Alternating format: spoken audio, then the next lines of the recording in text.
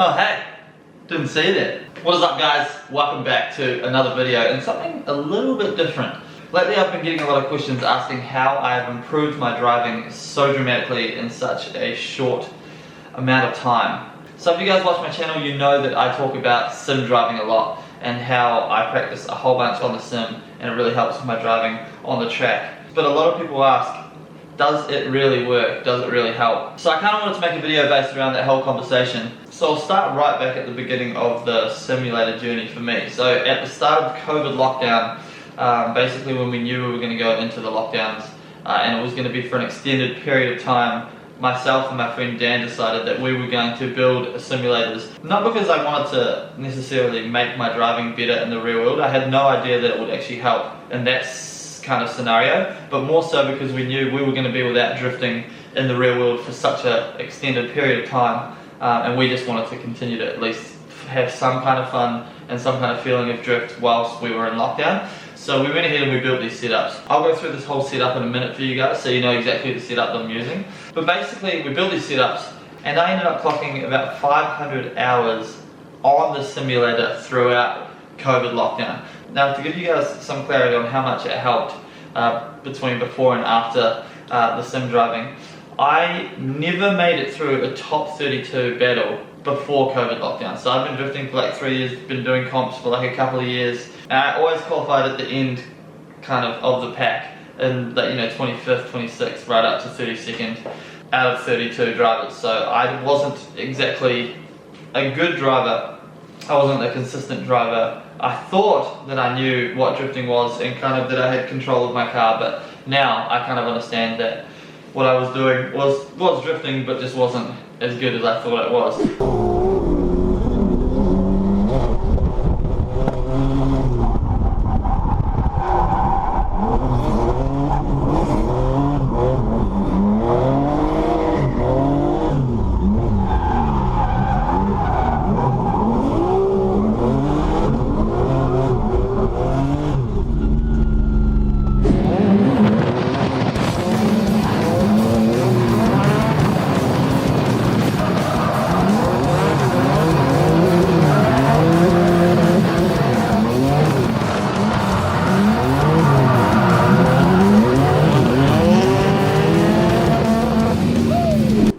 Competition back after COVID, we came fourth in that competition and we had to bow out due to a mechanical failure. But I'll tell you what, it was night and day, my driving, the way I felt while I was driving, how much control I had over the car during tandem.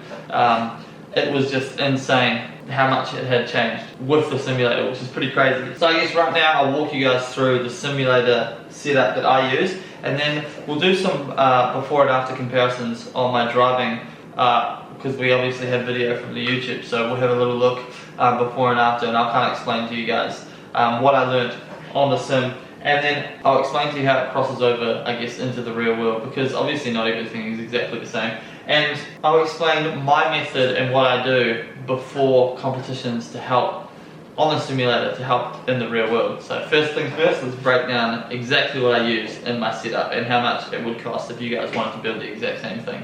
Alright, so we're here in my wee office. It's still very much a work in progress in here, but here is my simulator. So this, starting with the actual steering wheel itself, this is a Logitech G920 steering wheel. I've had this for like 3 years now and it's still going strong, which is pretty awesome. These steering wheels, along with the pedals, so they come as a kit, can be bought brand new here in Australia for $399, or you can get them on Marketplace for, a bit cheaper, although I've kind of seen people selling them on Marketplace lately for around the same price that you can buy them brand new.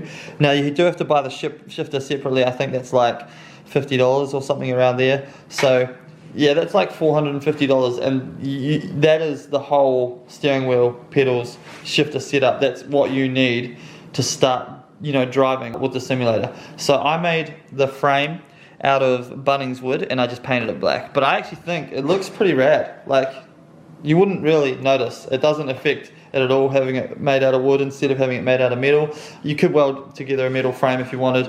I think at the time I built it with my friend Chunga, and we kind of just only had the means to be able to throw, wood together, but I actually don't mind it at all. So the wood costs like $50 at Bunnings. And then we have the E36 seat here. Of course I have to use a BMW seat because, you know, we're all about them E36s. That was clearly free from, that's actually from my purple E36, believe it or not. So when I turned that, when I reshelled and turned the purple E36 into a race car, this is the driver's seat. No, the passenger seat? Yeah, this is the passenger seat from that car, which I think is pretty cool. And then we have the TV. This is like a brand new $150 TV. It's nothing crazy, just a 32-inch thing from Officeworks. It's like insanely light, which is why I bought it. So I don't want a fancy TV. I don't need a smart TV. It literally just has to plug into HDMI and do its thing. And that was, yeah, 150 bucks. And then I bought the PC on Marketplace again, and I think I put a better video card in it, and that all up cost like $350. By the way, it's crazy how cheap you can build a PC for these days. $350 is crazy. I remember building it back in the day when we were playing Counter-Strike and stuff like that, and we used to have LAN parties, and it was like, yeah, really expensive. So 350 bucks.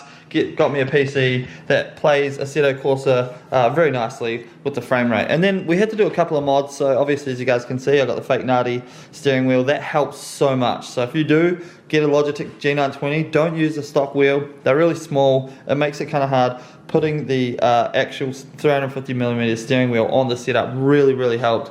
Highly recommend it. And then this is just the controls. I did a really bad job of it at the time. This was ages ago. And this is just the controls mounted with the buttons here. I kind of just use them to get to teleport back to the pits. And then, of course, I had to make a handbrake. So this is just like a random bit of plastic that I had lying around. And then this is from like a old electric drum kit that I had. And then I went and bought a BMX like handle from Kmart. And then this is just a hair tie right here that pulls it back.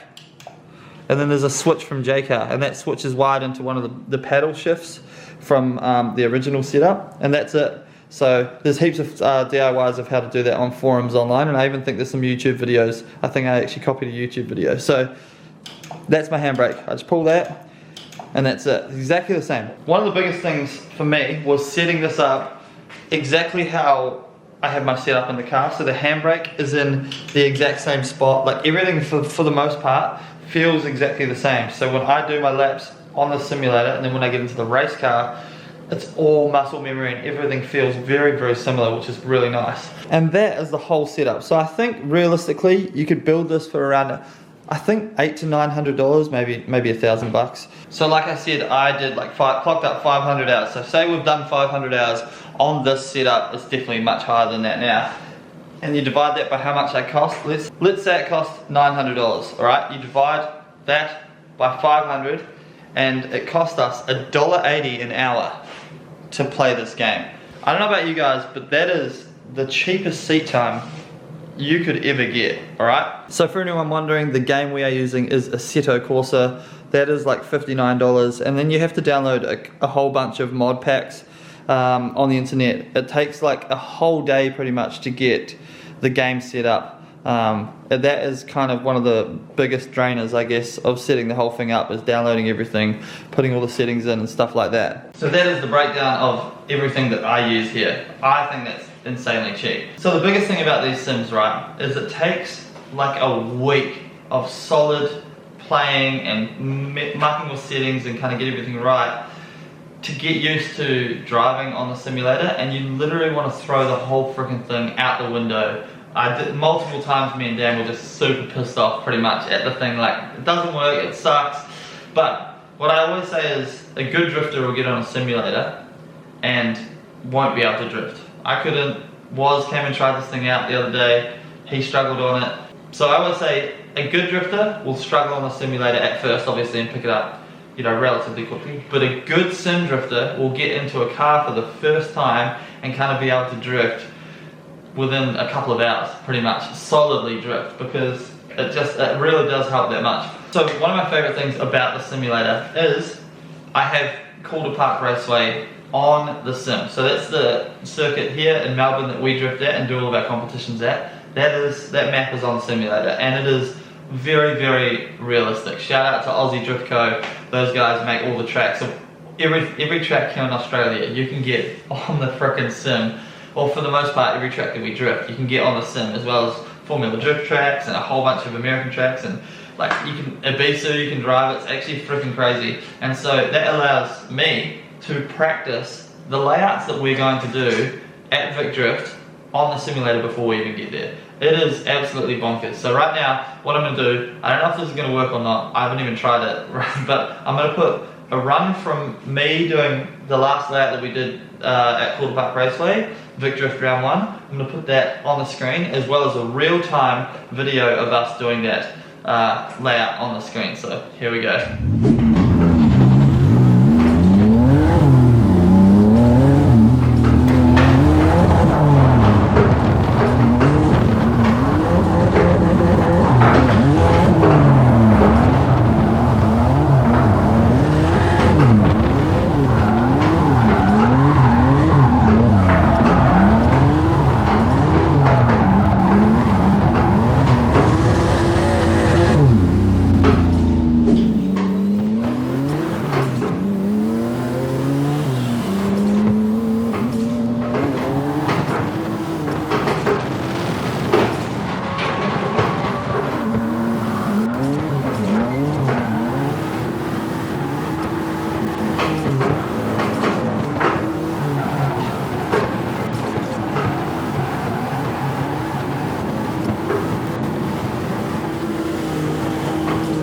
So right now, as it sits, I don't have any idea of how that kind of played out and come together, but I'm assuming it was pretty relatively similar, the runs, alright? Obviously it's not going to be exactly bang on. So what I do is, literally before I have a comp, the night before, or a couple of days before, leading up to the competition, I do at least, minimum, I make myself do 50 laps of that layout on the simulator. One after the other, constantly, and trying to nail the exact line time and time again. Consistency is key, and I literally practice it on the sim. It is freaking nuts. And I find that when I get to the competition on the day and we go into practice, it takes me like a run or two of the layout to kind of feel how the grip of the track's playing out, how the car's feeling, you know, because that's real world stuff. But the muscle memory for the most part, with the pedals, handbrake, steering wheel, everything is already there because we've done the laps on the sim.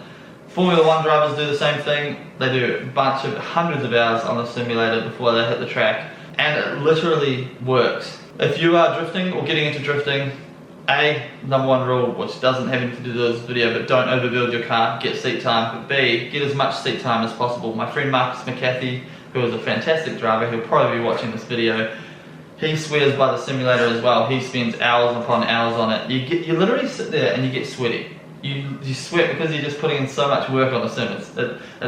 It's also just insane amounts of fun. There are a couple of techniques that I literally learned on the simulator. The first one being left foot braking. I'd never tried left foot braking at the track. It was always too scary to try it whilst you were, you know, with other cars. On the sim, no worries. If you muck up, you just hit the reset button, go again. Left foot braking. And then learning to tandem really close, and the switches and transition in tandem is one of the biggest things that I learned on sim as well. There are so many insane drivers on the servers that you go onto. So before I was just doing some laps with a bunch of people, super fun, and you muck up, hit the reset button, go again. So one of the biggest things I worked on while I was on the simulator was consistency in tandeming, trying to stay as close as possible, really close on transitions.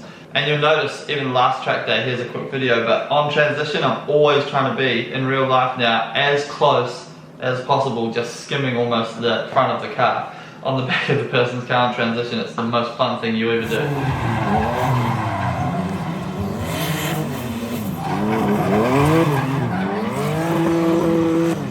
I literally learned that on the simulator. And then thirdly was just consistency, like I said in the lead line on the laps. All learnt here on the simulator. Anyway, that's pretty much it. I know there was a lot of talking in that video. A lot of people have been asking, so I really want to make a video about it. I hope you guys enjoyed this video. If you have any questions at all about the setup, hit me in the comments below. I'll always answer you guys back. I try and answer every comment that I get on my videos. If you want to follow me on Instagram and send me a DM at It's Mike Lack, feel free to do so.